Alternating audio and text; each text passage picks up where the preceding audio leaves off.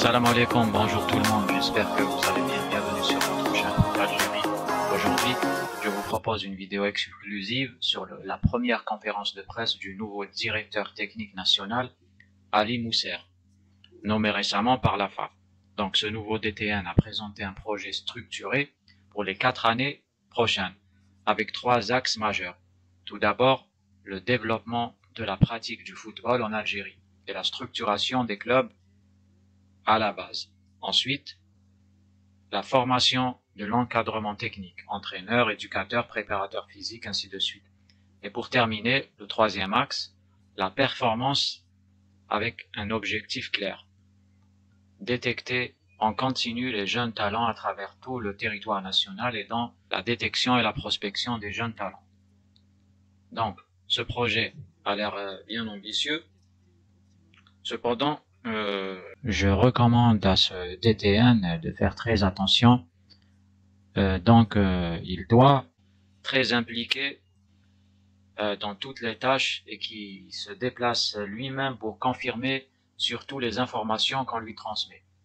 Que ce soit sur les infrastructures, que ce soit sur les jeunes talents qui ont été détectés, que ce soit sur les formateurs, parce qu'en Algérie, il y a un problème au niveau de la communication. On vous transmet souvent des informations erronées ou des informations trompeuses, ce qui peut induire en erreur la personne qui s'occupe du travail. Donc là, il faut faire très attention sur ce point-là. Donc voilà. Est-ce que ça sera réalisable, tout ça? Est-ce que ça va marcher? Je vous laisse en juger par vous-même à travers cet extrait que j'ai fait, un extrait ciblé de cette conférence. Donc bonne vidéo à tous et comme toujours, n'oubliez pas de vous abonner pour ne rien rater de l'actualité du foot algérien. N'oubliez pas aussi de partager avec vos amis et de liker. Dites-moi en commentaire ce que vous pensez du projet qui a mis en place ce DTN. Merci à vous, au revoir. Je vais vous exposer, alors de façon assez succincte quand même, le projet de la direction technique nationale pour les 4 années à venir. C'est un projet dont les grandes orientations ont été validées par le Bureau fédéral lors de sa dernière réunion. Notre action, elle va s'orienter sur 3 axes prioritaires, 3 grands axes, pour lesquels vont découler tout un certain nombre d'actions qui vont être réalisées. Il est important de préciser que pour avoir une efficacité optimum et pour réellement développer une fédération, il est essentiel de mettre en action ces 3 axes de façon simultanée, intensive et continue. Ce n'est pas un dossier après les autres, ce n'est pas un dossier plus que les autres. Ce sont les 3 dossiers dans une même, donc ça demande d'avoir du personnel, puisque tout seul c'est un petit peu compliqué, et puis de trouver les bonnes personnes aussi.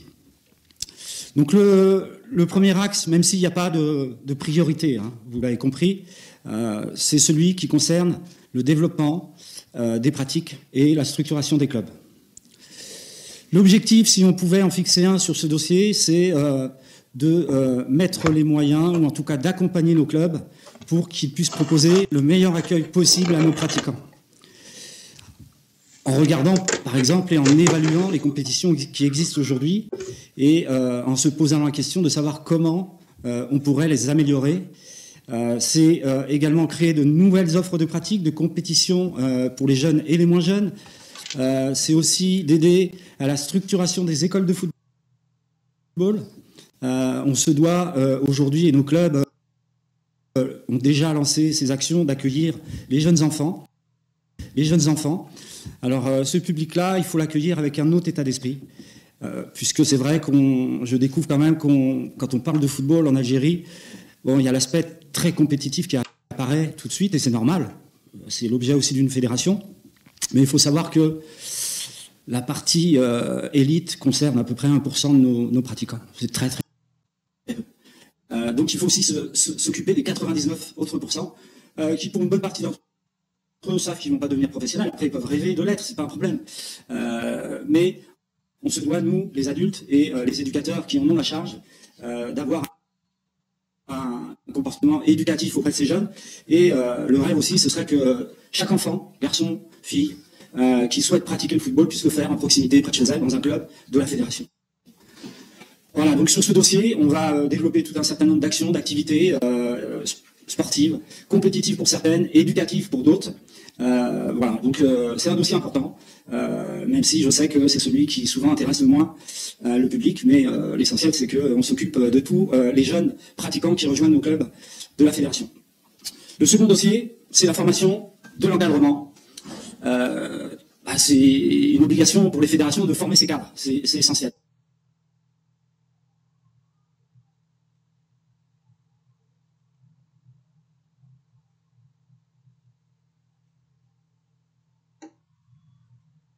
L'essentiel, c'est qu'on s'occupe de tous les jeunes pratiquants qui rejoignent nos clubs de la fédération. Le second dossier, c'est la formation de l'encadrement. C'est une obligation pour les fédérations de former ces cadres, c'est essentiel. Bon, j'ai pris le temps de regarder un petit peu ce qui était proposé aujourd'hui sur la formation. Alors, il y a une activité quand même qui était assez soutenue. Voilà, pour autant, je viens aussi pour apporter une nouvelle approche. Et donc, je compte bien, et j'ai déjà commencé à travailler sur une évolution de la formation, pour pas dire une réforme, mais une évolution, en re-questionnant les contenus de formation, d'une part. Donc j'ai prévu là de réunir les directeurs techniques régionaux, puisque voilà, ce sont des personnes importantes dans notre organisation, et je compte bien, en plus de la DTN, solliciter régulièrement l'avis des directeurs techniques régionaux et des directeurs techniques de wilaya, mais également les DTS des clubs, puisque eux vivent le football tous les jours avec les clubs, avec les pratiquants.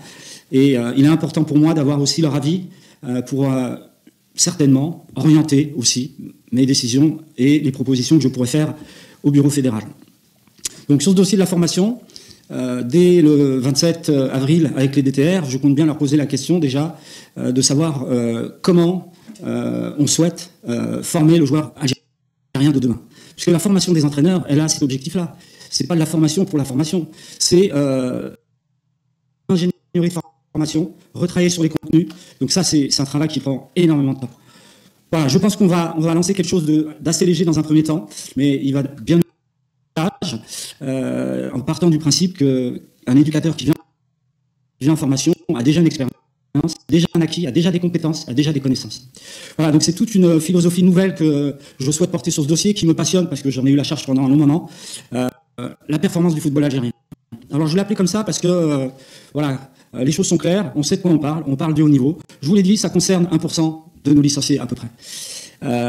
Donc sur ce dossier-là, on ne va pas réinventer l'eau chaude. Il y a déjà, je m'engage et je compte vraiment apporter quelque chose de différent et de nouveau, en collaboration, je vous l'ai dit, avec les DTR et les DTOI et les DTS également. Le troisième dossier concerne la performance du football, en partant du principe qu'un éducateur avec les DTR et les DTOI et les DTS également. Le troisième dossier concerne la performance du football algérien. Alors je l'ai appelé comme ça parce que voilà, les choses sont claires, on sait de quoi on parle du haut niveau. Je vous l'ai dit, ça concerne 1% de nos licenciés à peu près. Donc sur ce dossier-là, on ne va pas réinventer l'eau chaude. Il y a déjà une activité de prospection et de détection qui est mise en œuvre par les collègues des wilayas et des directions régionales. On va continuer ce travail et on va l'amplifier puisque c'est une activité qui doit se faire sans tenir compte des échéances internationales. Ça veut dire que c'est une opération qui va être redondante, à savoir refaite à chaque saison pour l'ensemble des catégories. Je parle des 13 ans jusqu'aux 16 ans. Voilà. Donc cette activité de prospection, c'est aussi voilà, développer un réseau en proximité, puisque l'idée, c'est le souhait également de notre président, d'aller dans les plus profonds recoins de l'Algérie pour identifier les garçons et les filles qui ont un potentiel et qui pourront peut-être demain rejoindre nos sélections. Une fois qu'on a identifié ces jeunes, le travail commence, j'ai envie de dire. Donc c'est voir avec les ligues régionales et les ligues de wilaya la possibilité de proposer du perfectionnement, puisque voilà, quand on a un jeune avec du potentiel, il faut forcément travailler différemment avec lui, à savoir augmenter les normes d'entraînement, avoir des éducateurs formés aux méthodes de préformation et de formation. Donc ça veut dire les réunir. Ça peut être des centres de perfectionnement en proximité. Ça peut être aussi s'appuyer sur des structures comme les sports-études ou les académies. Bon, on a des projets d'académie de la fédération. Voilà, je ne vais pas vous les exposer aujourd'hui puisque bon, ils sont pas encore finalisés et puis j'ai pas non plus cette prérogative aujourd'hui d'en parler. Mais il y a des choses dans les tuyaux et voilà, c'est des choses qui vont se finaliser. Donc sur ces catégories de jeunes, il est important, donc je vous l'ai dit, d'augmenter les normes d'entraînement, d'avoir des éducateurs qui conviennent, mais surtout de protéger la scolarité. C'est une priorité puisque là encore, malgré que ces joueurs aient du talent, on n'est pas certain, en tout cas on est certain d'une chose, c'est que tous n'atteindront pas le haut niveau et tous ne pourront pas vivre du football. Donc il faut absolument, à partir du moment où on augmente les temps d'entraînement, les normes d'entraînement, il faut absolument veiller à sécuriser la scolarité de ces jeunes. Voilà. Et la dernière étape, ce sont les centres de formation des clubs professionnels. Alors je sais que ce dossier est déjà en cours. Je compte bien rencontrer ces clubs pour évaluer un petit peu la situation de chacun d'entre eux. L'idée, c'est pas d'imposer des choses aux clubs. La fédération, elle travaille avec ces clubs, elle travaille pour ces clubs. Donc il est important d'écouter les problématiques de ces derniers pour ensuite proposer des actions qui visent à aller de l'avant. Et sur la formation, c'est vrai que c'est une tâche qui est pas simple, mais qui revient aux clubs professionnels. C'est de leur prérogative. Ils se doivent de mettre en place une structure qui puisse former au mieux leurs joueurs en devenir. Voilà, donc il est important pour moi déjà de les rencontrer avant de prendre des décisions et des orientations. Je sais qu'il y a déjà des choses qui sont faites dans ce domaine-là. Et ensuite, nos sélections nationales, qui sont aussi bien sûr une finalité de l'action de détection et de sélection au niveau des territoires et en proximité. Alors nos sélections nationales, comme je vous l'ai dit en début d'intervention, on doit travailler de façon continue, ce qui ne se faisait pas forcément jusqu'à maintenant. Ça veut dire que le calendrier international, il existe, on doit préparer nos équipes au mieux pour répondre à ces rendez-vous, mais pour autant, on se doit de travailler avec toutes les années d'âge, tous les ans, avec les meilleurs joueurs. Et c'est ce que l'on va faire, ce que l'on a déjà commencé à faire, mais qu'on va consolider pour la saison prochaine. Voilà. Donc sur les sélections, vous avez vu donc la nomination des sélectionneurs U17 et U20. Voilà, je pense que ce sont des garçons que vous connaissez. Vous dire aussi que et c'est peut-être un peu le scoop d'aujourd'hui, et vous avez bien fait de venir. Donc on est en discussion plus qu'avancée avec un ancien international. On a la chance d'avoir récupéré un entraîneur qui s'appelle Razik Neder, qui a obtenu des résultats incroyables au plus haut niveau en Europe. Un entraîneur reconnu en Algérie en la personne de Rimous Amin.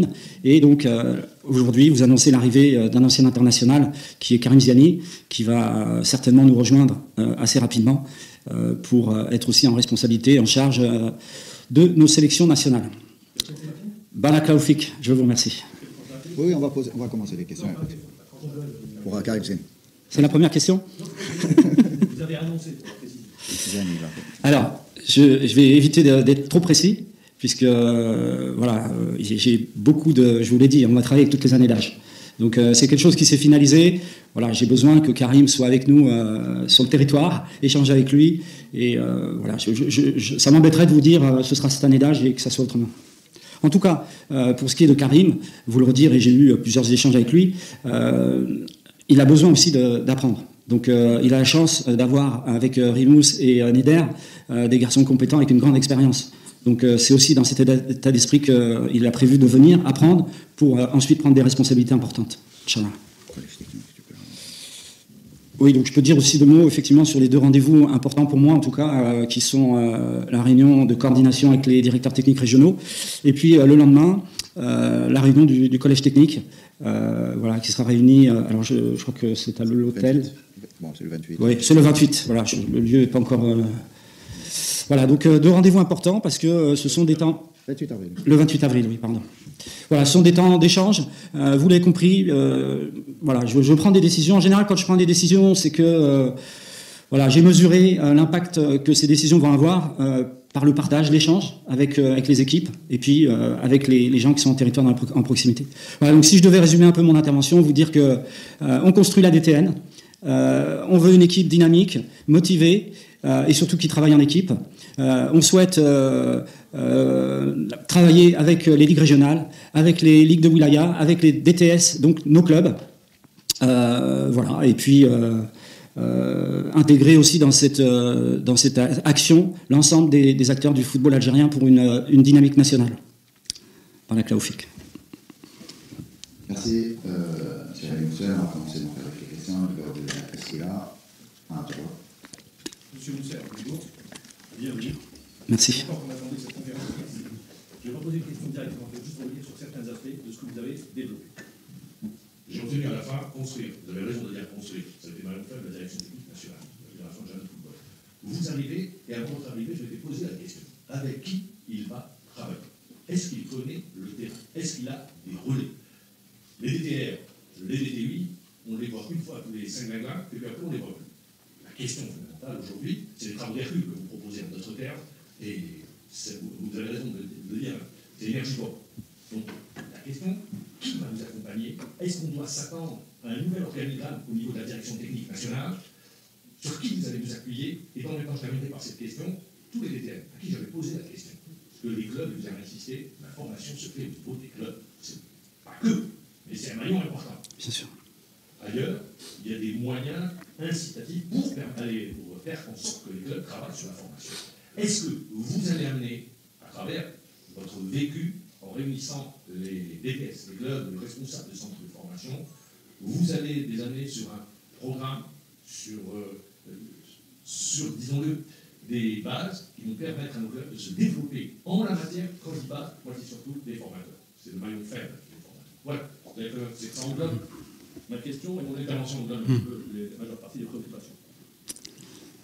Très bien. Bah, écoutez, je pense que vous avez ciblé l'essentiel de mon action. Effectivement, c'est la première chose que je vais faire. C'est je vous l'ai dit, rencontrer toutes ces personnes qui sont actives en Algérie autour de nos équipes. En fin de compte, je suis persuadé que tous ces gens ont envie de faire les choses. Par contre, pour qu'ils puissent les faire, il faut que c'est du sens pour eux. Il n'est aucunement question d'imposer quoi que ce soit sans le partage, sans l'échange. Après, il faut aussi qu'on se sente tous responsables du développement du football en Algérie. C'est pas que le DTN, c'est pas que les DTR, c'est pas que les DTS de club. Il faut qu'il y ait une solidarité dans l'action. Aujourd'hui, on lance un projet, il faut y adhérer. Je pense qu'on a tous le devoir d'y adhérer. Ça n'empêche pas d'avoir des divergences d'opinion. On peut en parler. Et c'est ce que je vais dire aux collègues des ligues régionales et des territoires. Mais après, on prend une option. Je vous l'ai dit, on va essayer de prendre la meilleure ou la moins mauvaise des fois. Et après, il faut s'engager. Moi, j'ai confiance. En tout cas, toutes les personnes que j'ai pu rencontrer jusqu'à maintenant, elles ont un discours positif. Et voilà, je reste moi aussi dans un état d'esprit positif.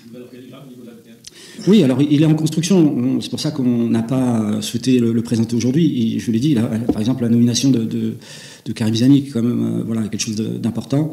Mais voilà, cet organigramme va arriver. La seule chose que je peux vous dire, les choses que je peux vous dire, c'est que sur le dossier de la performance du football algérien, donc il va être piloté par Razik Neder.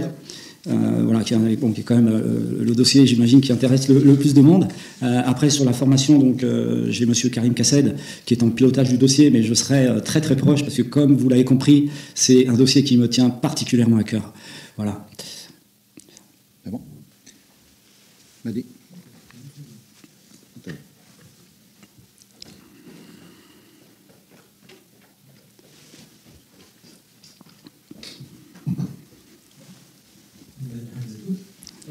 J'ai rencontré dans un stade il y a quelques jours.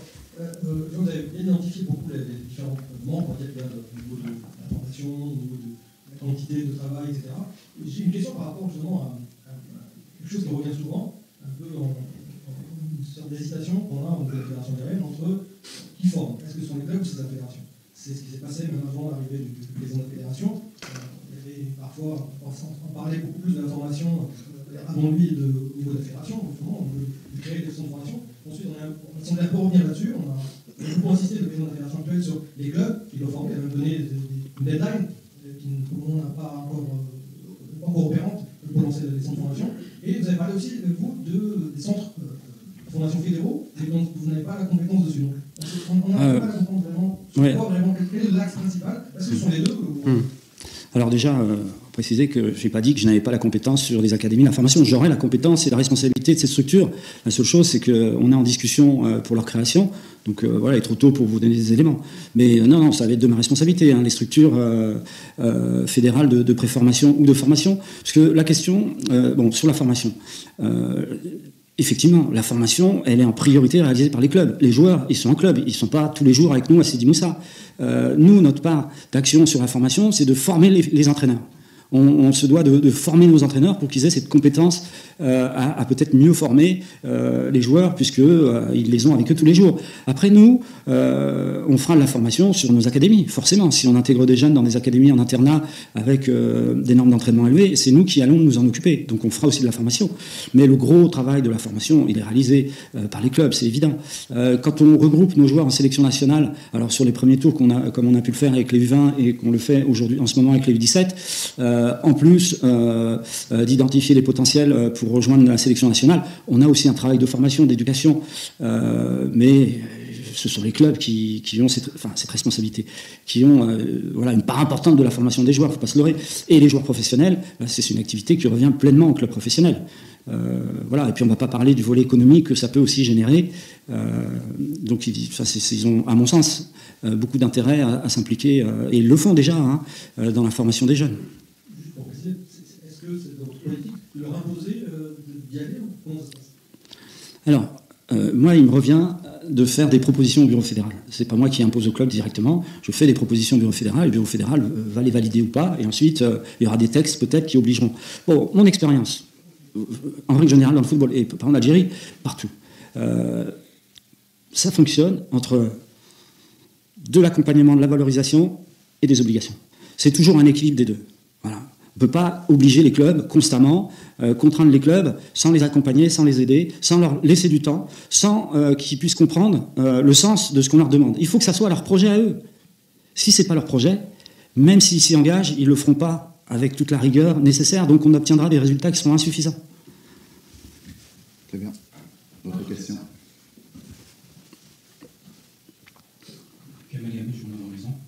Monsieur Moussel, vous êtes le troisième détenu en l'espace de moins de 2 ans et demi. On sait bien que l'instabilité est un facteur hautement nuisible pour le développement durable du football et de toute l'activité d'ailleurs. C'est-à-dire ma question, est-ce que vous avez des garanties ou vous êtes déjà signataire d'un contrat en longue durée pour pouvoir matérialiser votre projet pour le football algérien? Bon, déjà, vous dire que les échanges avant mon arrivée ont duré quand même plusieurs mois.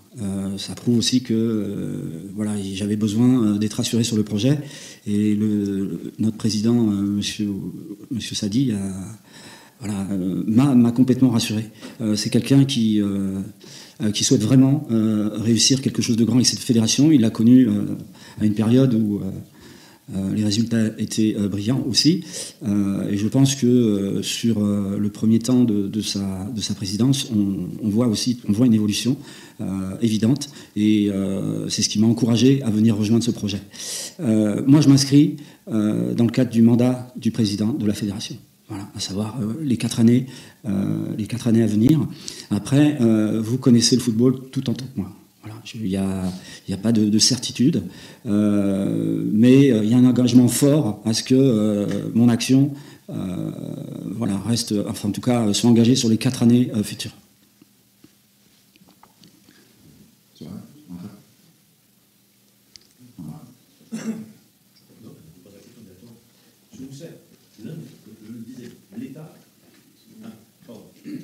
L'État a décidé de mettre en place, de donner tous les moyens au développement du football et à la formation. Ça se concrétise à travers le projet que vous avez présenté succinctement. Je voudrais revenir sur un aspect. Est-ce que vous allez regarder, tout d'abord, est-ce que vous avez le nombre de licenciés en Algérie? Le nombre de licenciés qui pratiquent le football. La deuxième question, est-ce que vous allez très regardant, changer la donne, parce que vous l'avez évoqué, nous avons la décision sur les programmes, ce qui est ce que j'appelle moi, parce qu'on nous appelle, on a signé avec ces histoires KFA, KFB, KFC, on ne sait plus où on en est, et à la fin, tout le monde a le diplôme, et on sait, mais quand on regarde sur le terrain, je suis désolé, c'est une question qui a toute son importance. La troisième, elle est très simple. Comment inverser la tendance? Je rappelle juste une chose, vous devez savoir bien du moins. Les années 80, fin des années 70, le football national produisait du talent. Les années 80, fin des années 90, 2000 plutôt, il y a une tendance, la facilité, ce que j'appelle la facilité, de s'appuyer sur la formation française. en disant on va chercher des Algériens qui évoluent à l'étranger, et on a délaissé quelque peu la formation avec, de manière épisodique, lancé quelques projets. On est revenu là-dessus. Aujourd'hui, la question, c'est l'objectif de revenir, de renverser cette tendance, de s'appuyer, dans un premier temps, sur la formation et de ramener de l'étranger ce qui fait de mieux, tout ce qui pourrait rejoindre la sélection, disons vraiment les meilleurs joueurs. Alors, bon, du coup, vous m'avez posé beaucoup de questions. Hein. Donc, je vais commencer par la dernière, puisque je l'ai en tête. Bon, déjà, aujourd'hui, bon, je pense que dans les années 80, il n'y avait pas une différence importante entre ce que proposaient les clubs en Algérie et les clubs en Europe. Dans les années 80 et avant, bon, les entraîneurs en France ou ailleurs en Europe n'étaient pas forcément formés. C'était des anciens joueurs qui devenaient entraîneurs.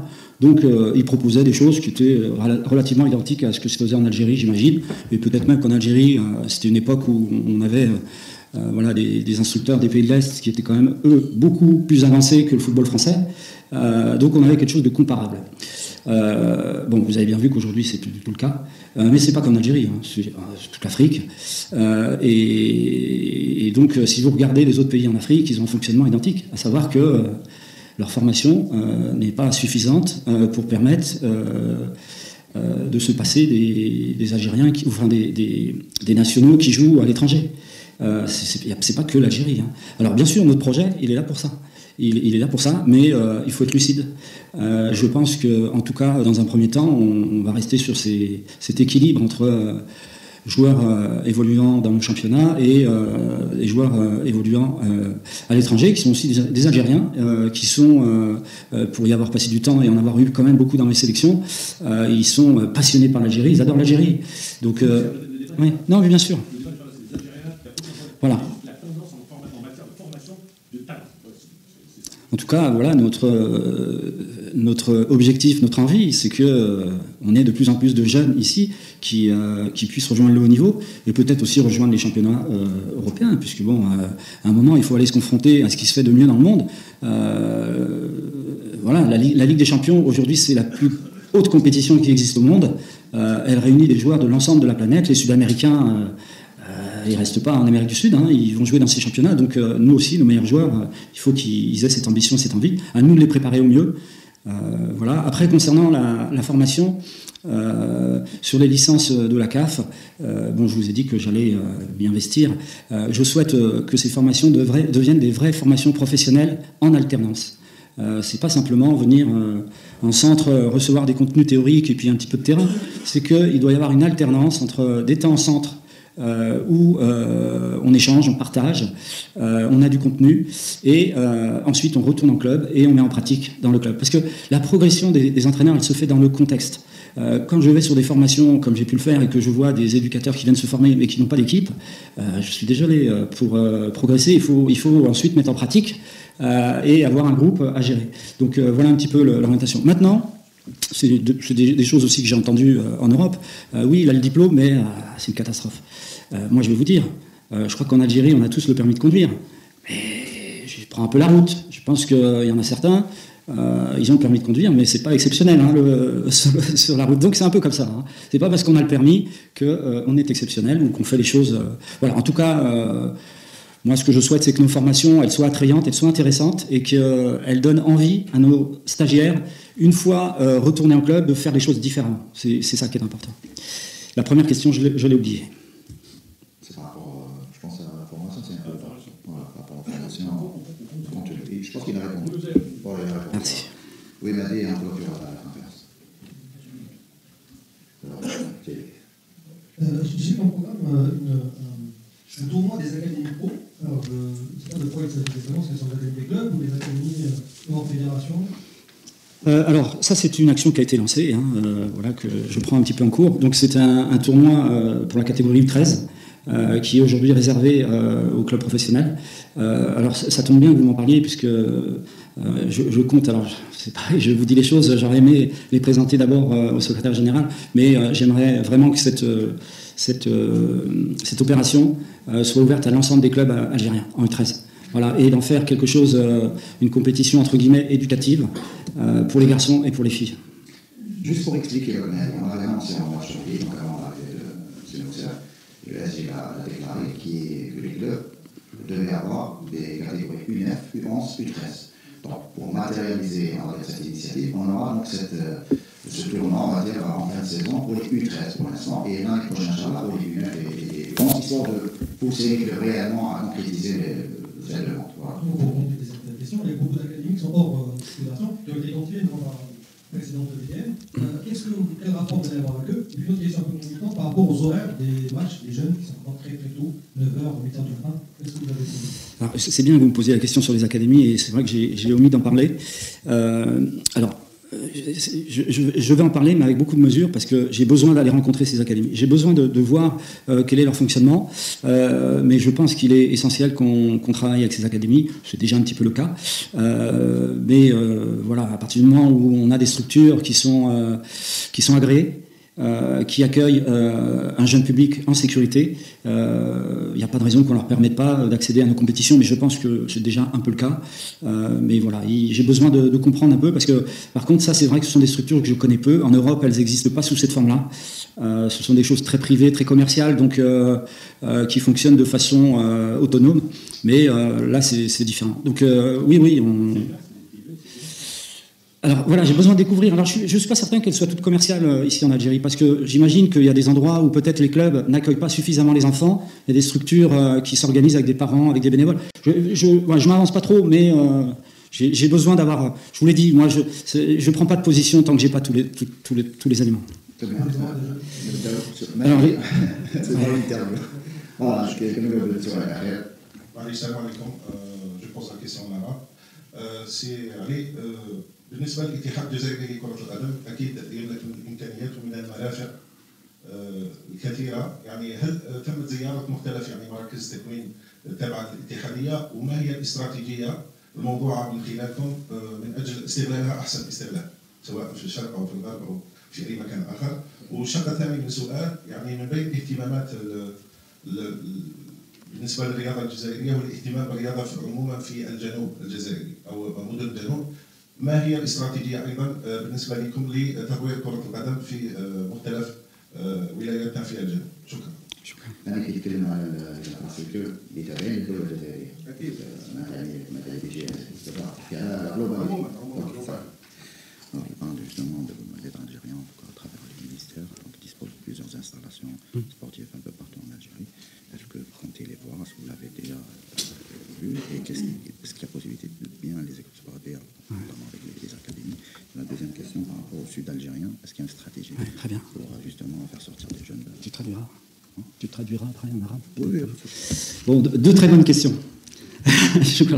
Bon, la première, j'ai demandé à mes collaborateurs de m'identifier l'ensemble des structures qui existent sur notre territoire pour réaliser nos opérations, nos actions, nos stages, voilà. Et alors j'en découvre, certaines sont de bonne qualité, d'autres le sont un peu moins. Mais si vous avez connaissance de structures qui pourraient nous intéresser, sincèrement, n'hésitez pas à me faire parvenir ces informations. C'est vraiment quelque chose qui, voilà, j'ai déjà une première liste.